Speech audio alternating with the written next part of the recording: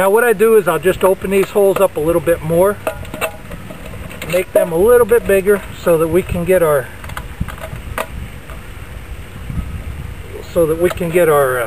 stakes in there easier. May have to punch that one out a bit more. There we go.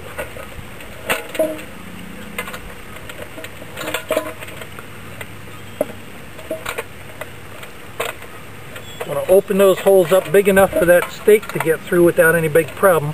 Once you get this made, you can carry this for a long time. I've had some that have lasted for up to a year or more. And then I'll just stick this stake through that hole and through this hole, and I'll put the other stake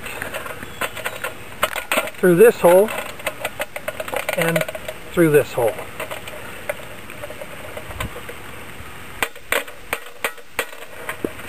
I may have to open this one up a little bit more. There we go. Now what I've done is I've made a stove deluxe.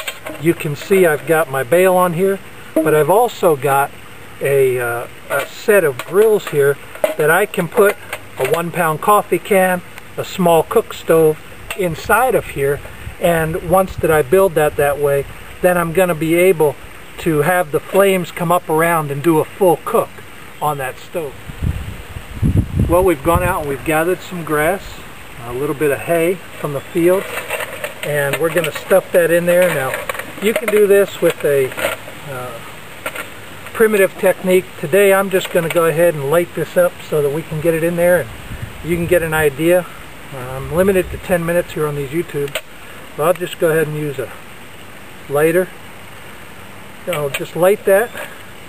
Then we can start to put our wood in. Now the best thing to use is some smallish wood. If you can take the bark off, that's even better. I'm going to turn that around. One of the reasons for this hole in the back is to act as a chimney once that I put my pot on top. And what I'm going to do while this is burning, and while it's just getting lit up real good, is I'm going to take my 1-pound coffee can and I'm going to fill it with some water and put on top here to show you how this cooks. Now you can see the wind is coming out of the northwest right now, so what I'm going to do is I'm going to turn those holes around so that these bottom holes have the wind come in, and you'll see that smoke disappear as the fire starts to build. You really don't have to worry too much. This is a very, very hot fire, so if you have things in here that are a little hotter than, or a little bigger than you normally would use on a fire, it's still going to catch with just a little bit of coaxing, because it is a very, very hot fire inside being contained. So we'll go ahead and we'll put a little bit. This is a 1-pound coffee can. You can see it's got a little bale on there, and I'm just going to put a little bit of water in here to show you how this sits on top of the tinder can. I have to knock a little bit of this wood down in here, get it below the cooking level, and then I can just set my can right on top, and there we have it.